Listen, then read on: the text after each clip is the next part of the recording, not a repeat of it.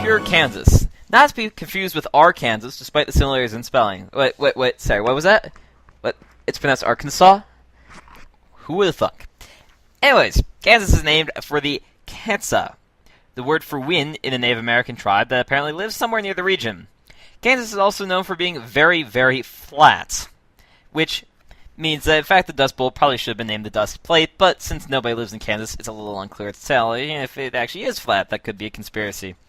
Anyways, Kansas was acquired from France in the Louisiana Purchase of 1803, and in the early 19th century, because Americans loved it so much, it was designated the Great American Desert. Kansas was originally part of the Indian Territory, but people decided they didn't like Indians, so they made the Indians Oklahoma's problem and colonized Kansas. In 1850, the Compromise of 1850 opened up popular sovereignty in the Kansas Territory for determining whether or not slavery should be legal, which brought bloody Kansas, in which the next 11 years, people shot each other.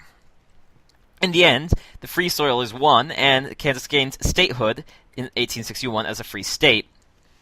Part of the Transcontinental Railroad ran through Kansas then, in the late 1800s, and it set a precedent as Kansas's economy being driven by people passing through. However, unfortunately, that is not the case to this day, as jet aircraft overrode this tendency, and in fact, Kansas is now known as that thing with the squares that you see from the sky. Also, it is uncertain if people live in Kansas or if it is just wheat. This jet age has helped to increase that sentiment.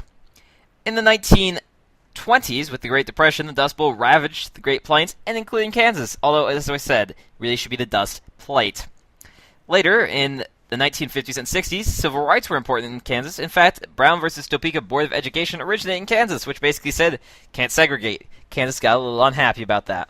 Nonetheless, it was concluded recently by members of all the other states that Kansas should possibly be named America's Truck Stop. Thank you for listening today, and we hope that you'll join us next time for Pure Idaho.